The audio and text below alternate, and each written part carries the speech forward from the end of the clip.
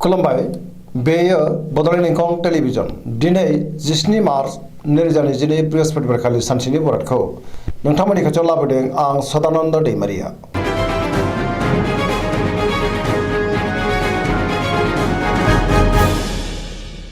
सिगां फरायनो लादों मेष राशि गिबि हांखो अ ल।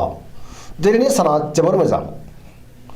सुथुरखौ गोरलैयैनो फेजेननो हागोन, जेरावबो देरहासार जागोन। गोजोन आरो गाहाम थासारिखौ दिनै मोननो हागोन, जेरावबो देरहासार जानानै गोसोखौ जोबोर गोजोननाय मोनगोन। मावनो लानाय खामानिखौ थि समावनो आरो गोरलैयैनो मावफुंनोबो हागोन। देहाया दिनै मोजाङैनो थागोन, अब्लाबो नाथाय जानाय लोंनायाव सांग्रां जानांगोन। बहानिफ्रायबा मोजां खौरां फैनोबो हागौ। रांखावरियाव दिनै जोबोर मोजां, गोबां धोन आरजिनो हागोन। बेफार फालांगियाव जोबोर मोजां मुलाम्फा मोनगोन। सोरबा लोगोनिफ्राय मोजां खौरां मोननो हागौ। न'खराव दिनै अनलायनाय फैगोन। बिमा बिफानि अननाय आबोरखौबो मोननो हागोन। बहाबा थांनांगौब्ला दिनै जोबोर मोजां आरो मोजाङैनो हान्थिनोबो हागोन। गुबुननि गोसोखौ गोरलैयैनो बोनो हागोन। गोसोनि बोलोआ बांगोन। समाजाव दिनै गोबां मान मोननो हागोन। लाइमोनफोरा जोबोर रमान्टिक जागोन आरो गावबा गावनि गोसोनि साननायखौ फोरमायलायनोबो हागोन। पजिटिभ एनार्जिनि गोहोमबो गोग्लैगोन।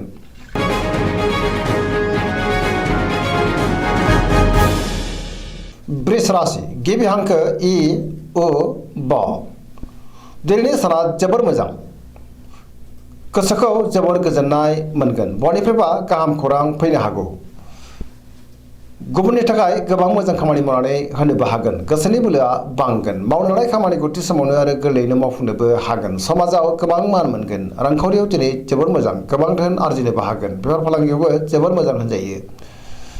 न'खराव दिनै बिसि फिसायनि गेजेराव अनलायनाय फैगोन। बिदा फंबायजों मोजां सोमोन्दो थागोन। देहाया दिनै मोजाङैनो थागोन। गुबुननि हेफाजाबखौ मोननो हागोन। जायखि खामानि मावा मानो मोनफ्रोमबो खामानिखौनो दिनै मावफुंलांनो हागोन। सोरबा लोगोनि हेफाजाब मोनगोन।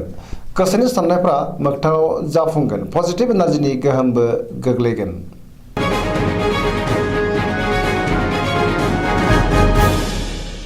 मिथुन राशि गिबि हांखो क स। दिनैनि साना जोबोर मोजां। गोसोनि बोलोआ बांगोन। गोबां बिथिङाव जाफुंसार जानो हागोन। गुबुननि अनसायनाय मोननानै गोसोखौ बांसिन गोजोननाय मोनगोन। गोसोआ जोबोर रमान्टिक जागोन आरो गोसोनि साननायखौ लाइमोनफ्रा फोरमायलायनोबो हागोन। जोबोर खुसि जागोन। देहाया मोजाङै थागोन। रांखावरियाव जोबोर मोजां। बेफार फालांगियावबो जोबोर मोजां।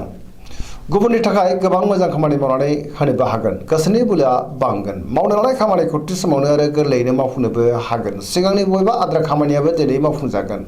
सोरबा लोगोनि हेफाजाब मोनगोन। गुबुनजों मोजां सोमोन्दो लाखिनो रोंगोन। लाइमोनफोरनि गोसोआ दिनै जोबोर रमान्टिक जागोन आरो गोसोनि साननायखौ फोरमायलायनोबो हागोन। पजिटिभ एनार्जिनि गोहोमबो गोग्लैगोन। गियाननि आंखाल जानाय नङा। गोथों आरो गोग्गो साननो रोंगोन।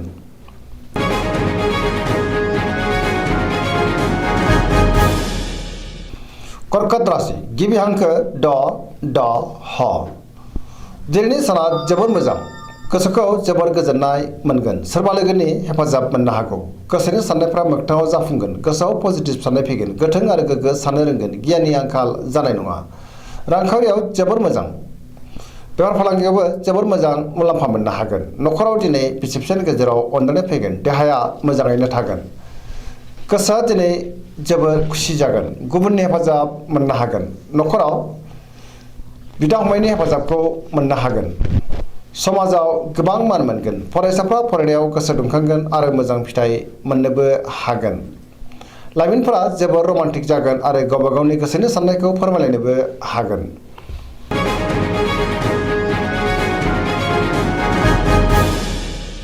सिंह राशि गिबि हांखो म ट। दिनैनि साना जोबोर मोजां। गोसोखौ जोबोर गोजोननाय मोनगोन। जेरावबो गोजोन थासारि फैगोन।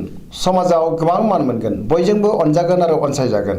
गोसोआव गोग्गो आरो गोथों साननाय फैगोन। गियाननि आंखाल जानाय नङा। पजिटिभ साननो रोंगोन। मावनो लानाय खामानिखौ थि समावनो मावफुंनोबो हागोन। सोरबा लोगोनिफ्राय थोजासे हेफाजाब मोनगोन। बहाबा दावबायहैनो खाबु मोननोबो हागौ आरो मोजाङैनो हान्थिनोबो हागोन। रांखावरियाव जोबोर मोजां, नाथाय अब्लाबो खरसायाबो बांगोन। मोननो गोनां धोनखौबो मोननो हागोन। बेफार फालांगियाव जोबोर मोजां मुलाम्फा मोनगोन। गोसोनि साननायखौ दिनै गुबुननो फोरमायनोबो हागोन। न'खराव बिसि फिसायनि गेजेराव अनलायनाय फैगोन। बिदा फंबायजों मोजां सोमोन्दो थागोन। गुबुननि गोसोखौ दिनै गोरलैयैनो बोनो हागोन। देहाया मोजाङैनो थागोन। गुबुननि थाखाय गोबां मोजां खामानि मावनानै होनोबो हागोन। पजिटिभ एनार्जिनि गोहोम गोग्लैगोन। लाइमोनफोरा जोबोर रमान्टिक जागोन।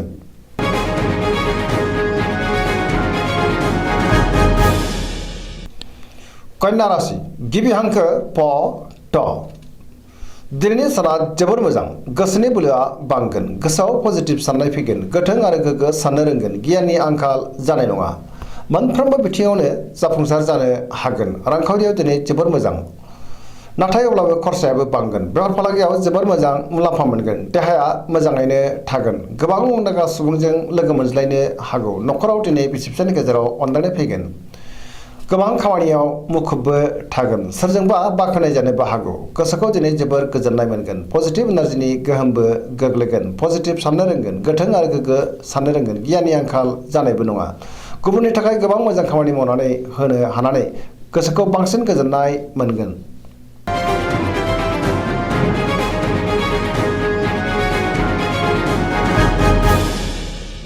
तुला राशि गिबि हांखो र ट। दिनैनि साना जोबोर मोजां। गोसोनि साननाया मोगथाङाव जाफुंगोन। गोसोनि साननायखौ दिनै गुबुननो फोरमायनोबो हागोन। बबेबा सुबुं गमायाव बाहागो लानो खाबुबो मोनगोन। मावनो लानाय खामानिखौ थि समावनो आरो गोरलैयैनो मावफुंनोबो हागोन। देहाया मोजाङै थागोन। रांखावरियाव दिनै जोबोर मोजां। मोननो गोनां धोनखौ मोननो हागोन। आरजिनाय धोनखौबो दोनथुमनो हागोन। न'खराव बिसि फिसायनि गेजेराव अनलायनाय फैगोन। बिदा फंबायजों मोजां सोमोन्दो थागोन। समाजाव गोबां मान मोनगोन। गुबुननि गोसोखौ गोरलैयैनो बोनोबो हागोन। लोगोफोरनि हेफाजाबखौ मोनगोन। गोदान थांखि लानो रोंगोन। सेंग्रा सिख्लाफोरनि गोसोआ दिनै जोबोर रमान्टिक जागोन आरो गावबा गावनि गोसोनि साननायखौ फोरमायलायनोबो हागोन। गोसोआव पजिटिभ साननाय फैगोन। पजिटिभ एनार्जिनि गोहोमबो गोग्लैगोन।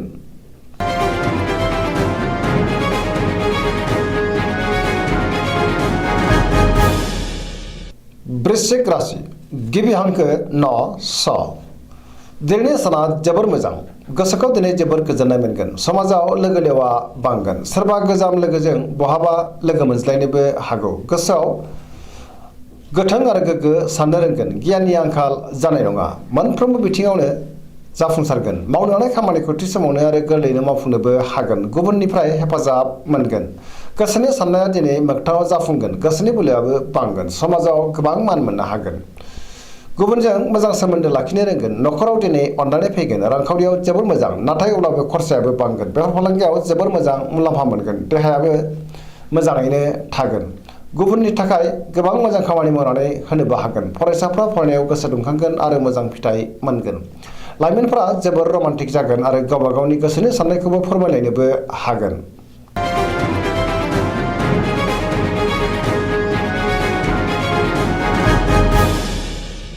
धनु राशि गिबि हांखो ढ फ भ। दिनैनि साना जोबोर मोजां। गोसोआव गोग्गो आरो गोथों साननाय फैगोन। मावनो लानाय खामानिखौ थि समावनो आरो गोरलैयैनो मावफुंनोबो हागोन। गियाननि आंखाल जानाय नङा। गोसोनि साननाया मोगथाङाव जाफुंगोन। रांखावरियाव दिनै जोबोर मोजां। नाथाय अब्लाबो खरसायाबो बांगोन।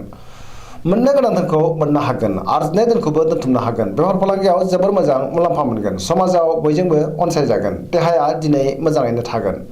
न'खराव अनलायनाय फैगोन। बिदा फंबायनि हेफाजाबखौ दिनै थोजासे मोनगोन। बहानिफ्रायबा मोजां खौरां फैनोबो हागौ। लाइमोनफोरनि गोसोआ दिनै जोबोर खुसि जागोन। बहानिफ्रायबा मोजां खौरां मोनगोन। पजिटिभ एनार्जिनि गोहोमबो गोग्लैगोन।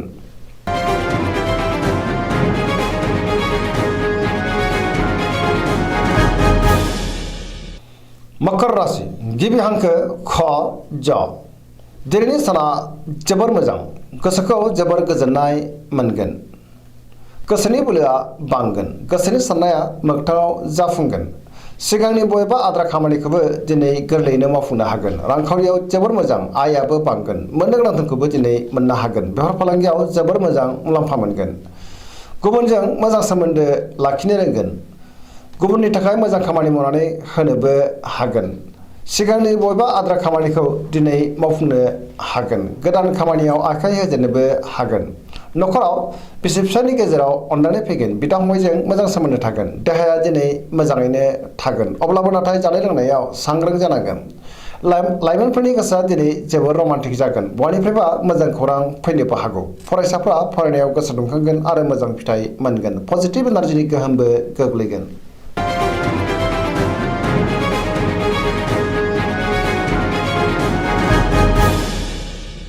कुम्भ राशि गिबि हांखो ग स स दिनैनि साना जोबोर मोजां गोसोआव बोलो फैगोन गोसोखौ दिनै जोबोर गोजोननायबो मोनगोन मावलांनाय खामानिखौ थि समावनो मावफुंनोबो हागोन बहानिफ्रायबा मोजां खौरां फैनोबो हागौ समाजाव दिनै गोबां मान मोनगोन गोबां मुंदांखा सुबुंजों लोगो मोनज्लायनोबो हागौ रांखावरियाव दिनै जोबोर मोजां नाथाय अब्लाबो खरसायाबो बांगोन बेफार फालांगियाव जोबोर मोजां मुलाम्फा मोनगोन देहाया मोजाङैनो थागोन बहाबा थांनांगौब्ला दिनै जोबोर मोजां आरो मोजाङैनो हान्थिनोबो हागोन न'खराव बिसि फिसानि गेजेराव अननानै फैगोन बिमा बिफानि अननाय आरो बोरखौ मोननो हागोन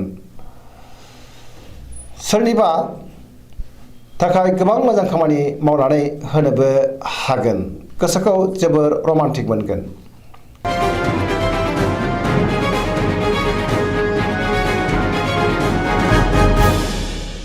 मीन राशि गिबि हांखो ड स दिनैनि साना जोबोर मोजां बहानिफ्रायबा मोजां खौरां फैनो हागौ गोसोआव पजिटिभ साननाय फैगोन गोथों आरो गोग्गो साननो रोंगोन गियाननि आंखाल जानाय नङा गोसोनि बोलोआ बांगोन गावनि गोसोनि साननायखौ दिनै गुबुननो फोरमायनोबो हागोन देहाया मोजाङै थागोन अब्लाबो नाथाय जानाय लोंनायाव सांग्रां जानांगोन रांखावरियाव जोबोर मोजां गोबां धोन आरजिनोबो हागोन आयाबो बांगोन बेफार फालांगियाव जोबोर मोजां मुलाम्फा मोनगोन न'खराव दिनै बिसि फिसानि गेजेराव अननानै फैगोन गोसोनि बोलोआ बांगोन सोरजोंबा बाख्नायजानोबो हागौ लाइमोनफोरनि गोसोआ दिनै जोबोर रमान्टिक जागोन आरो गावबा गावनि गोसोनि साननायफोरखौबो फोरमायलायनो हागोन बहानिफ्रायबा मोजां खौरां मोनगोन गुबुनजों मोजां सोमोन्दो लाखिनो रोंगोन दिनैनि राशि फरायनाया एसेनोसै जोबनायाव बेखौनो खावलायो जाहाथे नोंथांमोना सानफ्रामबो जोंनि बे बड'लेण्ड इंखं टेलिभिजनखौ नायबाय थायो आरो साबस्क्राइब खालामो लोगोसे लाइक खालामो आरो शेयार खालामो एसेनोसै गोजोन्थों।